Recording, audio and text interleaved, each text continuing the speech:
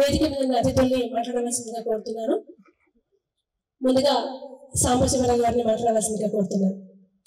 ప్రజలు ఎన్నుకునేవారు చాలా తక్కువ అని అంటూ ఉంటారు, కానీ ఒక్కసారి ఎన్నుకుంటే వాళ్ళు ప్రజల కోసమే పనిచేస్తారని ప్రూవ్ చేస్తున్నటువంటి ప్రజానేత సాంబశివరావు గారు.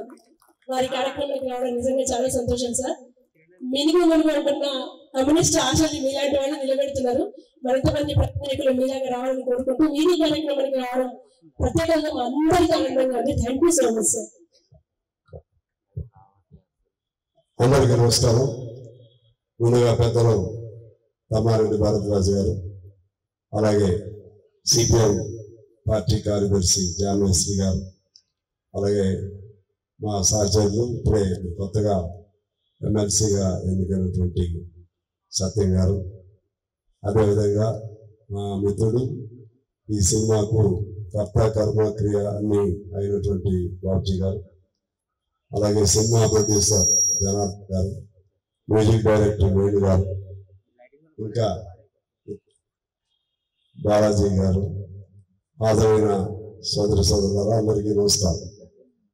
ఇలాగా మొదటి ఒక పాట, ఆ పాటలో ఎరుపుతో కూడినటువంటి ఆ జెండాలు అవి చూస్తే నాకు తెలిసి ఎరుపు చూస్తే అందరి ఒంట్లో రక్తం ఉడికెత్తుతుంది. ఓట్లు పడవు మాకు, కానీ ఎరుపు మాత్రం ప్రతి ఒక్కడికి కూడా ఒక బాట చూపెడుతుంది, ఒక పోరాట మార్గం చూపెడుతుంది, ప్రశ్నించే గుణం నేర్పుతుంది. అదేవిధంగా ప్రశ్న అనిచేటువంటి వాళ్ళని ఎలా ఎదుర్కోవాలో నేర్పుతుంది. ఆ విధంగా ఎరుపు అనేది ప్రపంచానికి ఇది అవసరం. ఎరుపు లేనిదే ప్రపంచం లేదు. ఎరుపు సూర్యుడి ఉదయంలో నుంచి పుట్టేది ఎర్రకిరణాలు.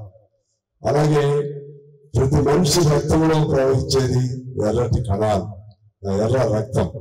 ఆ విధంగా ఎరుపు అంటే భయం ఎవరికంటే కొద్దిమందికి మాత్రం ఉంటుంది. ఎర్ర పార్టీ అభిమానులు కాని వాళ్ళు కూడా కమ్యూనిస్ట్ పార్టీని కానీ కమ్యూనిస్ట్ జెండాను కానీ అభిమానులు కాని వాళ్ళు కూడా ఇది తప్పు, ఇది అన్యాయం అని చెప్పి ఎవరు అనరు. నాకు తెలిసి న్యాయం కోసం పోరాడే ప్రతి ఒక్కరూ కమ్యూనిస్టే, సమస్యల కోసం పోరాడే ప్రతి ఒక్కరూ కమ్యూనిస్టే, నాకు ఇది కావాలని అడిగే ప్రతి ఒక్కరూ కమ్యూనిస్టే. పోలీసు వారి హెచ్చరిక, పోలీసుల్లో కమ్యూనిస్టులు ఉంటారు, అందులో కూడా న్యాయబద్ధంగా ఉండేటువంటి పోలీసు అధికారులు ఉంటారు, వాళ్ళంతా కమ్యూనిస్టే. అందులో కూడా విలన్లు ఉంటారు, పోలీసులో విలన్లు ఉంటారు. దాన్ని అడ్డం పెట్టుకుని ఏదో చేసేవాళ్ళు విలన్లు తక్కువ ఉంటారు, నాయకులు ఎక్కువ ఉంటారు. ఆ విధంగా అందులోనూ కమ్యూనిస్టులు ఉంటారు. మీరు ఎక్కడే తీసుకోండి, ప్రపంచంలో న్యాయం కోసం పోరాడే ప్రతి ఒక్కరూ కమ్యూనిస్టే. మీకు జెండా మీకు భుజం మీద పెట్టుకోకపోవచ్చు, ఆ పార్టీ సభ్యుడు కాకపోవచ్చు. ఈ సినిమా రంగానికి సంబంధించి తెలుగు సినిమాకి ఒక కొత్త రూపం, కొత్త మలుపు తిప్పింది కూడా కమ్యూనిస్టే. ఆ రోజుల్లో ప్రజానాట్యమన్న ద్వారా అనేక మంది యోధానులు ప్రజానాట్యమండలి ఆ రోజుల్లో నిర్బంధ కాలంలో కమ్యూనిస్టు వాళ్ళ సినీ రంగంలో ప్రవేశించి తద్వారా ఆ సినిమా రంగానికి కొత్త రూపురేఖలు ఆ రోజుల్లోనే మాలపల్ల, రైతు బిడ్డ ఇటువంటి అనేక సినిమాలు తీశారు. అదేవిధంగా ఆనాడు మన వి మధుసూదనరావు గారు, తాతినేని ప్రకాశ్రావు గారు, అలాగే నాగభూషణ గారు, జమున గారు, ఇంకా గుమ్మడి గారు, అల్లూరి రామలింగయ్య గారు, వాళ్ళందరూ కూడా కమ్యూనిస్టే. ఆ రోజు అంటే ప్రజానాట్యం కమ్యూనిస్ట్ అభిమానం. అన్నిటికంటే మించి మా భారద్వాజ్ గారు, ఆయన ఇప్పుడు కమ్యూనిస్టే, నాయకుడే. వీళ్ళ తండ్రి గారు తమ్మారెడ్డి కృష్ణమూర్తి గారు అనేక గొప్ప సినిమాలు తీశారు, మీరు చాలా గొప్ప సినిమాలు తీశారు. Still he is a communist. ఇప్పుడు కూడా ఈ fights for the causes of the labourers of the civic field. అందులో ఉన్న కష్టజీవుల కోసం ఇప్పుడు కూడా ఫైట్ చేస్తాం. వీళ్ళ పెదనాన్న గారు మాకు నాయకుడు, తమ్మారెడ్డి సత్యనారాయణ గారు. ఆ విధంగా కమ్యూనిస్టులు అనేవాళ్ళు అప్పుడు ఇప్పుడు ఎప్పుడు ఉండాల్సిందే. మాధవ రంగారావు గారి సినిమా వస్తే ఆ రోజుల్లో ఎడ్ల బండ్లు కట్టుకుని అప్పట్లో రామకృష్ణ సినిమా వెళ్ళినట్టుగా వెళ్ళేవాళ్ళు ఆ రోజుల్లో. అదే అలాగే మేము ఇందాక నారాయణమూర్తి గారు మాట్లాడాడు. మా బాబు కూడా ఇప్పుడు కూడా ఆయన ఎన్ని ఉన్నా సరే నేను కమ్యూనిస్ట్ని, మంచి పాటలు రాస్తాను, ఒక పాట రాశాడు, ఒక్కరోజైనా కమ్యూనిస్టుగా బ్రతికినేస్తామా, ఆ గొప్పతనం ఏంటో మీకు తెలుస్తుంది నేస్తామా అని నా వాక్య రాశాను. అందువలన నేను ఇప్పుడు సినిమాకి సంబంధించి ఇందులో అనేక రకాలుగా తీసే పద్ధతులు ఉంటాయి. డైరెక్ట్ గా చెప్పే పద్ధతి ఉంటుంది, అదేవిధంగా ఇండైరెక్ట్ గా న్యాయం కోసం ఆరోగ్యంలో రైతు బిడ్డ ఇటువంటి సినిమాలన్నీ కూడా కమ్యూనిస్ట్ భావాలతో పుట్టినటువంటి సినిమాలు ఇవన్నీ కూడా.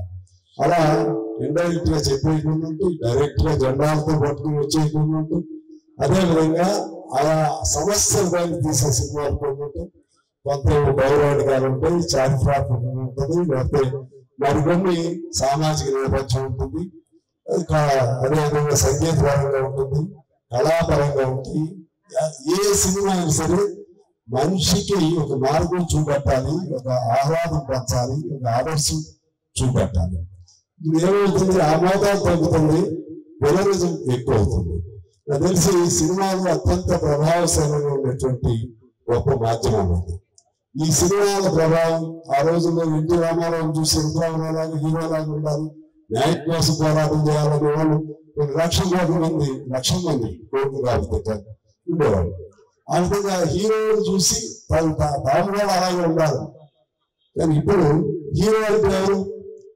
హీరో అంటే అన్ని సినిమాలు అలా కాదు. హీరో అంటే స్మగ్లింగ్ లో హీరోయిజం చూపెట్టేవాడు హీరో, లేకపోతే ఇంకా ఇతర అంశాల్లో హీరోయిజం చూపెట్టాడు.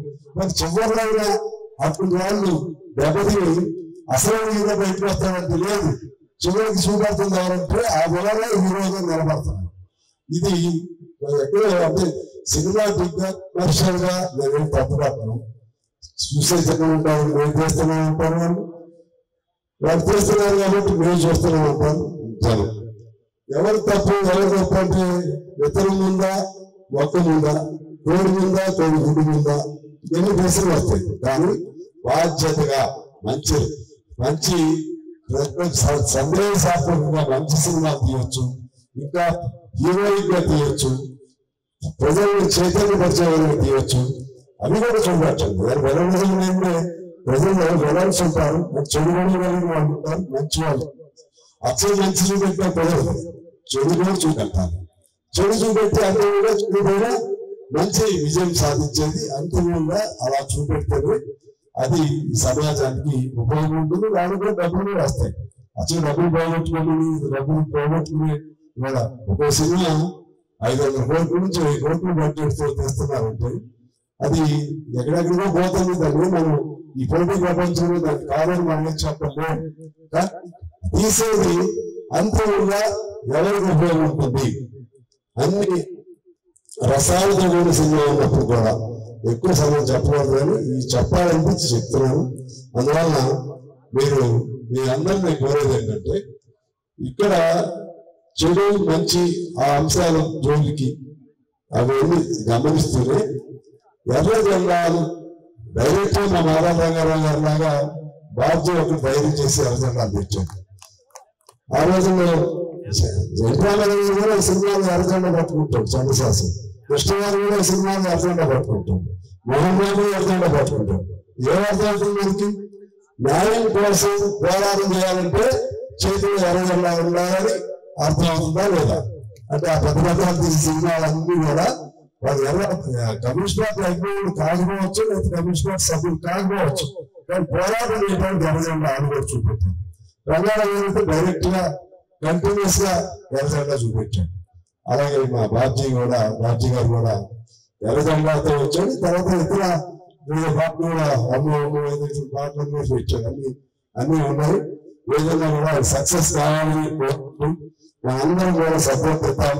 చిన్న సినిమా బతికించుకుంటే, చిన్న సినిమాలు బతికితే సమాజానికి తక్కువ ఖర్చుతో ఎక్కువ ప్రయోజనం, ఎక్కువ సందేశం కలిగే విధంగా ఉంటుందని తెలియజేస్తూ, బాబ్జీ గారికి మనస్ఫూర్తిగా అభినందన తెలియజేస్తూ, మా జనార్దన్ గారు మొదటి ప్రయోగంలో సక్సెస్ అవ్వాలని కోరుకుంటూ, అలాగే బాబ్జీ గారిని తనని కూడా హీరోగా సక్సెస్ అవ్వాలని కోరుకుంటూ, అలాగే మ్యూజిక్ కూడా బాగుంది, మ్యూజిక్ డైరెక్టర్ అందరూ బాగుంది. ఎందుకంటే మేము ప్రత్యేకం చదివించాము. నాకు సినిమా ఫీల్డ్ కి మాకైతే పెద్ద సంబంధాలు ఉంటుంది. భరద్వాజ గారు అంటే వెనక అందరూ సినిమా ఫీల్డ్ లో దాన్ని చెప్పి అందరూ కమ్యూనిస్ట్ ఉండేవాళ్ళు ఆ రోజుల్లో. కానీ ఇప్పుడు అనుబంధం లేదు. మా ముందు మాధవ శ్రీని గారి సుద్దాల అశోక్ గారు వీళ్ళందరూ కూడా కమ్యూనిస్టే. మా మాధవరావు గారు వాళ్ళు ఇప్పుడు కూడా కమ్యూనిస్టే. అయితే ఇప్పుడు ఎందుకు వచ్చామంటే ప్రత్యేకించి మా బాబుజీ గారు ఆయన పిలిచాడు. పిలిచి అందరూ నేపథ్యం కూడా కమ్యూనిస్ట్ నేపథ్యం కూడా ఇందులో ఉంటుందని పిలవడంతో నేను మా వెస్లీ గారు మా సత్యం గారు అందరూ కూడా వచ్చాము. మేము అప్పుడు ఇప్పుడు ఎప్పుడు కూడా ఇటువంటి అభ్యుదయ లేకపోతే వామపక్ష ఉద్యమాలకు సంబంధించినటువంటి నేపథ్యం ఉన్న ప్రతి ఒక్కరికి కూడా సపోర్ట్ ఉంటుంది. మీ సపోర్ట్ కూడా ఉండాలని కోరుకుంటూ అందరికీ ఒకసారి హృదయపూర్వక నమస్కారం. Thank you so much sir.